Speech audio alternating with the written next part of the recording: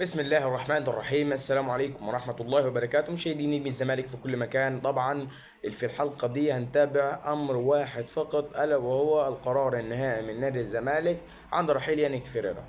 خليني أقول لك وجهة نظري الشخصية في الموضوع ده. أنا في القناة التانية اللي هي اتحذفت بالمناسبة، كنت قلت لك من ماتش بروكسي اللي اتهزمت فيه يا باشا 3-0، ماتش وادي دجله كذلك اللي اتهزمت فيه.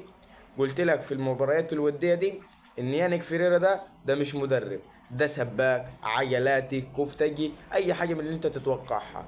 مش كده وبس، قلت لك كمان في التشكيل قبل المباراه بيوم ان يانيك فيريرا المدرب ده نتمنى انه ما يعكش في المباراه. وحصل اللي انا قلته لك بالملي، حصل اللي انا قلته لك بالملي.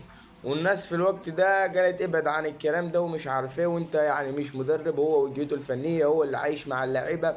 لا، ده مش عايش مع اللعيبه، ده عايش في الكفته. تمام تمام.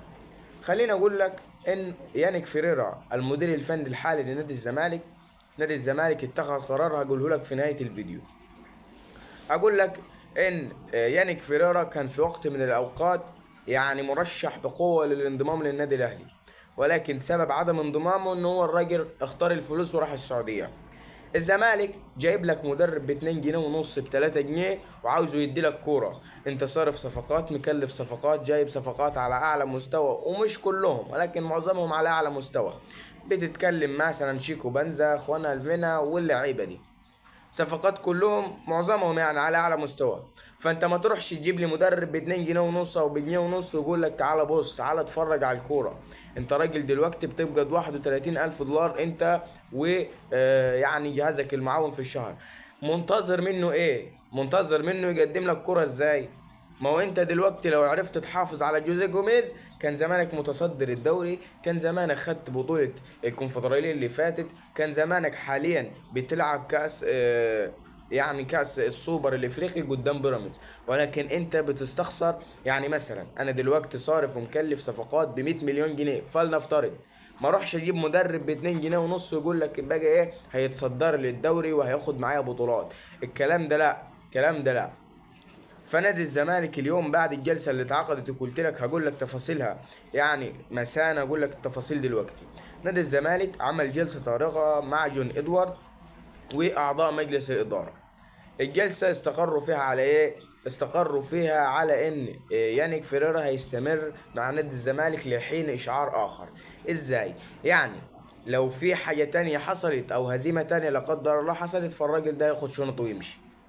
قرار ده من وجهة نظر ومن وجهة نظر معظم الناس هو قرار خاطئ بنسبة مليار المية. ليه؟ انت راجل مدرب دلوقتي اتعادل لك في بص، هو راجل كفتجي بالمعنى البلدي. هو وريبيرو على فكرة، ريبيرو مشي وخد شنط ومشي، ولكن الدور الباقي على يانيك فيريرا. الفرق ما بين الاتنين ان واحد امه دعياله والتانية داعية عليه.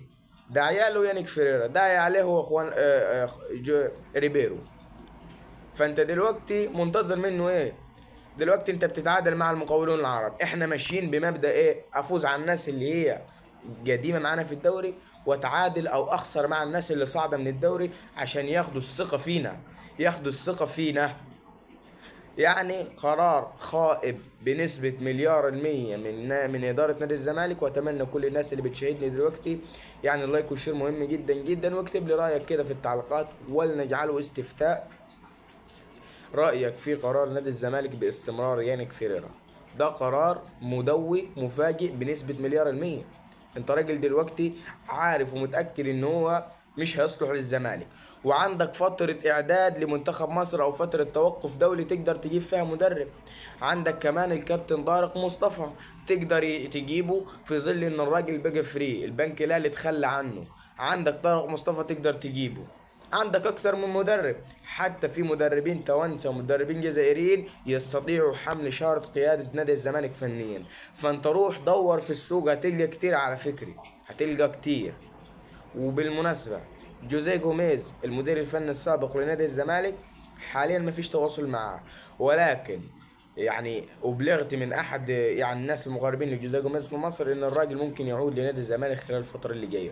فنشوف الكلام ده صح ولا الراجل ده بيحاول يسوق للمدير الفني بتاعه عشان يجي الأهلي، يجي الأهلي. شكرا لكم في النهاية، والسلام عليكم ورحمة الله وبركاته.